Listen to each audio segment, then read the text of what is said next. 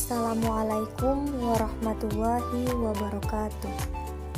Perkenalkan, nama saya Mutiara, NPM 2008260034. Saya mahasiswi dari Fakultas Kedokteran Universitas Muhammadiyah Sumatera Utara. Akan menjelaskan tentang kelistrikan sel.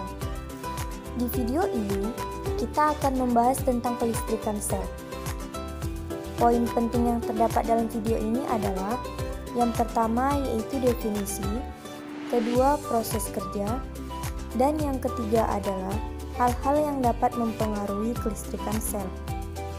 Baiklah, poin pertama yaitu definisi.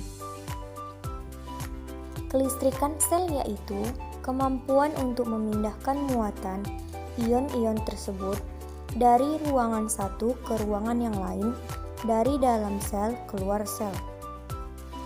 Kelistrikan pada tubuh manusia disebut dengan biolistrik.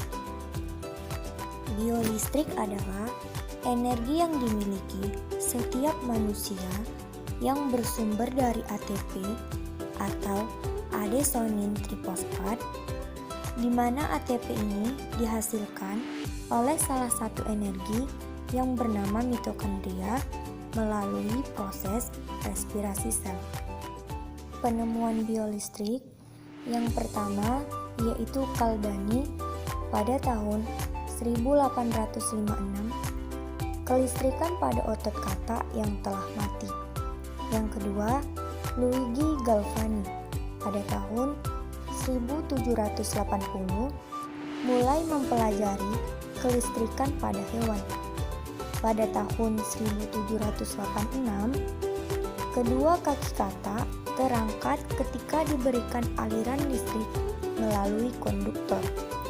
Yang ketiga, Aron pada tahun 1892 merasa ada aliran frekuensi tinggi melalui tubuhnya sendiri.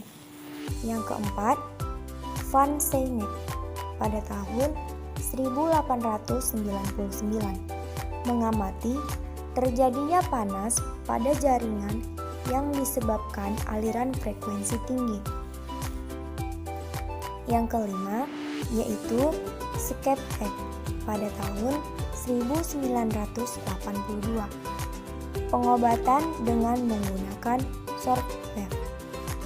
Poin kedua yaitu proses kelistrikan pada sel saraf.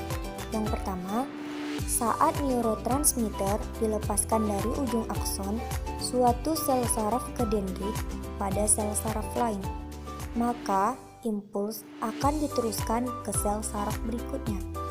Yang kedua, impuls ini akan membaca ion natrium positif yang awalnya terdapat di luar membran akson menjadi masuk ke dalam membran akson. Yang ketiga, membran dalam akson menjadi lebih positif saat menerima rangsangan listrik atau impuls. Yang keempat, impuls kemudian akan mengalir atau bergerak di sepanjang membran akson hingga ke ujung akhir sel saraf. Yang kelima, saat rangsangan telah mencapai ujung sel saraf, maka neurotransmitter akan dilepaskan lalu kembali menuju sel saraf lain atau sel tujuan. Yang keenam, tegangan listrik pada sel saraf berdasarkan keberadaan impuls.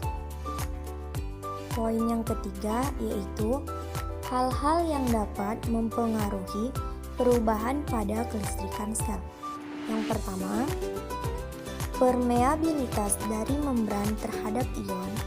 Karena membran bersifat permeabel, maka ion akan berdifusi di mana selalu mengikuti gradien konsentrasi.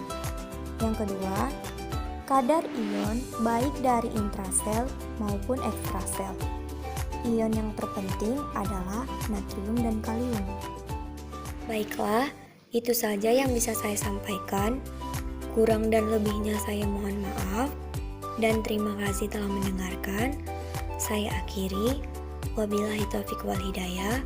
Wassalamualaikum warahmatullahi wabarakatuh.